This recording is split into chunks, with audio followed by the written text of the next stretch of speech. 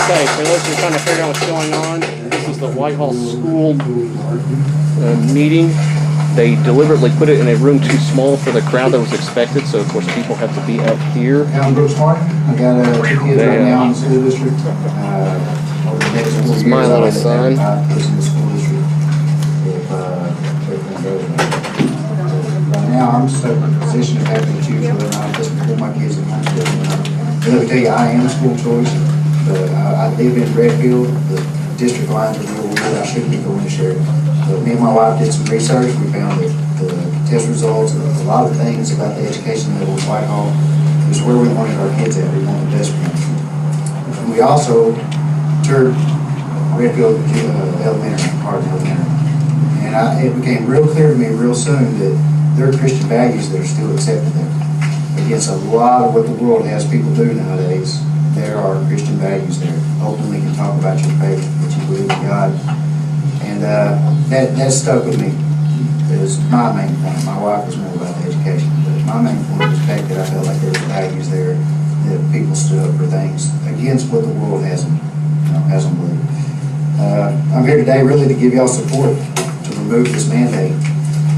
This isn't about the mask for me. This is about putting the power where it belongs, and that's back in the parents' hands. And get the burden off of y'all. Leave it up to the parents. That way it'll be the parents' decision. Y'all won't have the political repercussions, even though, of course, if y'all get rid of it, people are going to say, oh, y'all are not doing what's right for the kids. Well, that's BS. I'd say all the studies can show you that masks work. All the studies can show you that masks don't work. It's confusing because it depends on what point of view you got as far as what outcome your research is going to give you. But the one thing that doesn't change is our biblical principles that we're given to stand in faith and not to stand in fear. I'm going to tell y'all a story. It's in the Old Testament. It's in Numbers. When Moses and the people were getting close to the Promised Land, God told Moses to send out 1 leader from each tribe to go check out the Promised Land and report back. So 12 guys go out, they get over there, and they get down into a valley, and there's this huge cluster of grapes. The Bible says it took 2 men to carry it on a pole with some figs and some pomegranates between the two. I mean, that's a big cluster of grapes, if you ask me.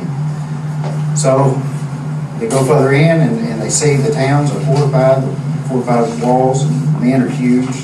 These are some of the giants of old. And they come back to report, and they give the report to Moses and the people, and 10 of the 12 spies, or whatever you want to call them, went over and looked. Their report was real negative. It was, man, we can't take that land. We can't take it. We can barely carry the grapes out of there. But two of the men, one was Caleb, one was Joshua, they stood up and they did what was right. They knew they had been promised that land, and they saw things through a different point of view. They had the same facts. They reported the same facts, but it was through a different lens. They said, this is our land. We can take it. Let's do it. Well, because the other 10 men had given their account, period, spread throughout the community, throughout the town. They rebelled against God's will. God had already told them, this is your land. Well, of course, they had a bunch of infighting, but what happens is God sent a plague through. The 10 men that gave the negative report, they perished in that plague. So the people's eyes were kind of opened up. They decided to go try to take the land, but they hadn't repented at that time. So they got their butts handed to them in the first battle they took. So they stepped back, regrouped themselves, they repented, they asked God's favor, and then they took the land that was theirs.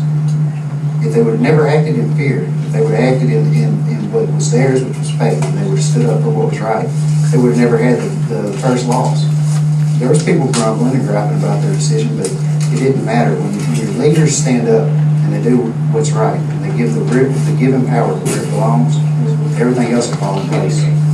All I ask y'all to do is put the power where it belongs. Let the cards fall where they are, and deal with the griping later. Amen.